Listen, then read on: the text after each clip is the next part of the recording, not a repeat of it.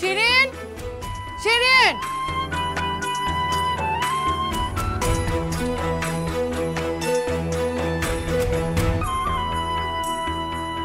ভাবি ডাকছো?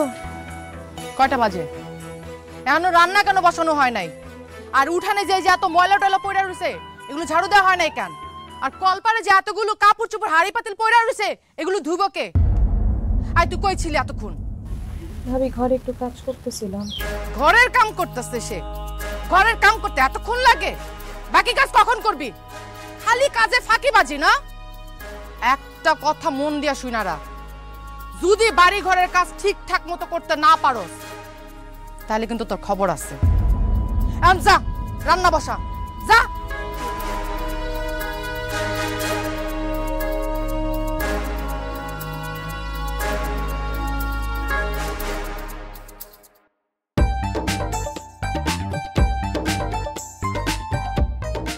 ভালো আছিস ভাই?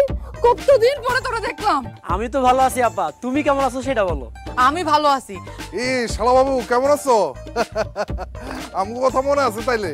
আমি তো ভাবছিলাম বিদেশে আমগো কথা ভুলে গেছো। কি যে কন্যা দুলা ভাই, আপনাদের কথা কি ভোলা যায়? বিদেশে আমি যে কটা দিন ছিলাম আমার সবচেয়ে বেশি মনে পড়ছে আপনার কথা আর আমার বোনের কথা। দেখতেছেন না, বিদেশ থেকে বাড়িতে আইসাই আপনাদের লগে দেখা করতে চলে আসছি। আসছো, খুবই ভালো কাজ করছো। তোমার এতদিন পরে দেখা আমার খুবই খুশি লাগতেছে। কতদিনের ছুটি নিয়ে আসছো? বিয়ের সাথে কি করবা? আমি তো 6 মাসের ছুটি নিয়ে আসছি। আব্বা আম্মা বলতেছে এবার আমার বিয়া না করে বাড়ি থেকে বাইরে হইতে দিবে না। এইবার মনে হয় বিয়াটা করতেই হইব। আরে আব্বা আম্মা কেন? আমি তো তোমার বিয়ে না করে বিদেশে যাইতে দিব না।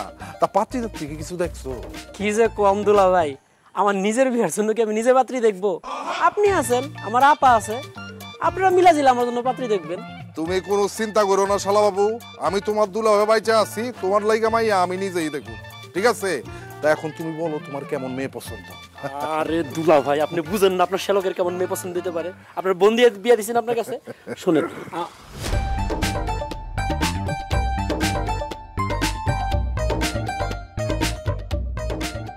আপা, উনি তোমার ননদ শিরিন না? হ্যাঁ, আমার ননদ শিরিন। আরে বেয়াই, এতক্ষণ ধরে আপনার সামনে দাঁড়ায় দাঁড়ায় আমি কথাবার্তা বলতেছি, আপনি আমার একটা ডাকও দিলেন না। কি অবস্থা, কেমন আছেন আপনি? ভালো আছি। ভালো যে আছেন এটা তো বুঝছি। আমি তো বিদেশ থেকে আইসা সরাসরি আইসা পড়ছি। আমি মনে মনে খুঁজতেছিলাম বিয়ান কই, বিয়ানটা দেখি না। কি রান্না করতেছেন আজকে রাত্রে? আমি কিন্তু আপনার হাতে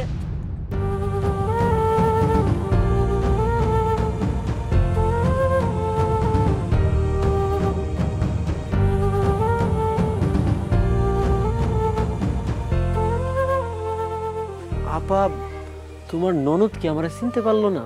চিনবো না কেন? তোরা তো অবশ্যই চিনছে। তাইলে আমার লগে কোনো কথা কইলো না কেন? আসলে আমার বোনের মন ভালো না তো, এই কারণে সে কারো লগে ঠিক মতো কথা বলে না। কেন? বিয়ানের মন খারাপ কেন? আমার বোনের বিয়া দিছিলাম, কিন্তু বিয়ার 15 দিনের মাথায় আমার বোনের জামাইটা মরে যায়। আমার বোনটা এখন বিধবা।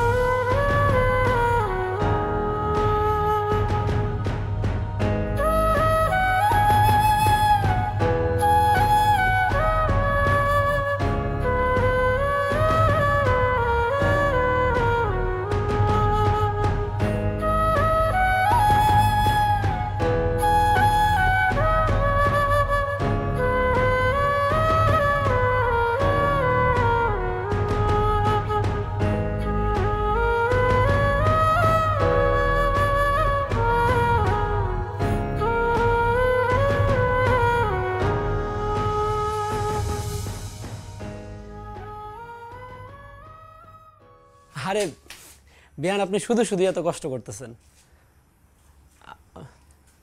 বিয়ান, শুনছিলাম মানুষ মরে গেলে পয়সা যায় আর বাইসা থাকলে বদলায়। আজকে আপনারা দেখা বুঝতেছি আসলেই মানুষ বদলায়।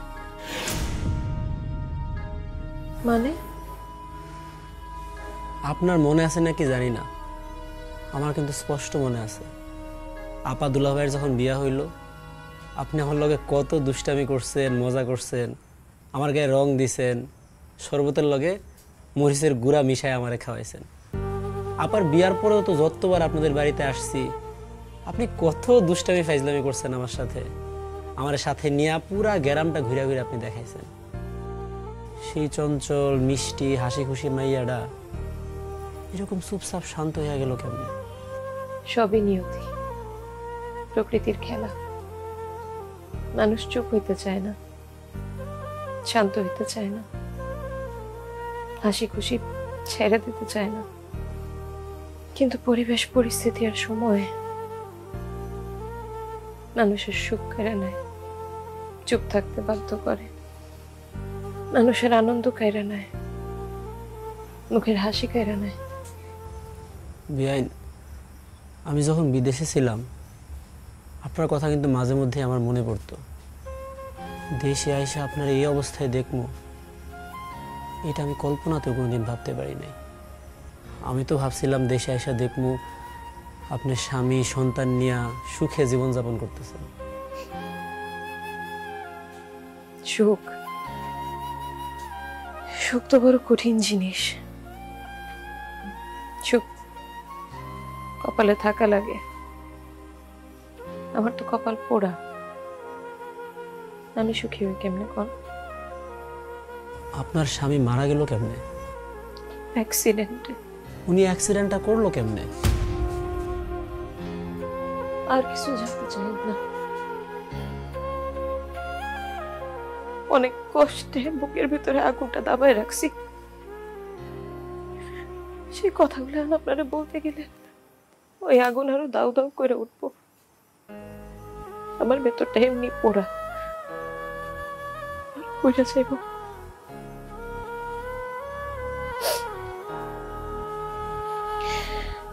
খাইতে আসেন।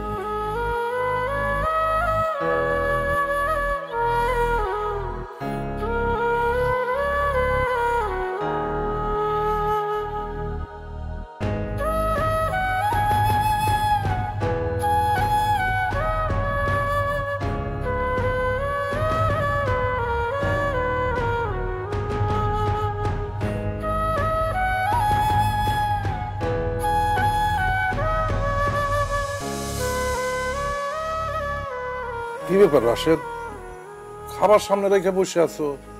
খাও। আমি খাবো না দুলা ভাই, আপনারা খান। কি কস খাবি না মানে কি? একটু আগে না তুই কইলি খিদার চোটে তোর মাথা ঘুরাইতাছে, আন খাবি না কেন? ঘটনা কি হইছে গ? ঘটনা কিছুই না আপা, খিদা ছিল কিন্তু খিদা চলে গেছে। দেখ তোর পছন্দ সব রান্না করা হইছে, অন খাওয়া শুরু কর তো, খা। তুমি বুঝতে পারতেছো না আমার কথাটা, আমার খাওয়ার রুচি হইতেছে না। দুলা ভাই আপনারা খান, আমি চলে গেলাম। শুনেন, রাতের বেলা না খেয়ে থাকতে হয় না, খায় না।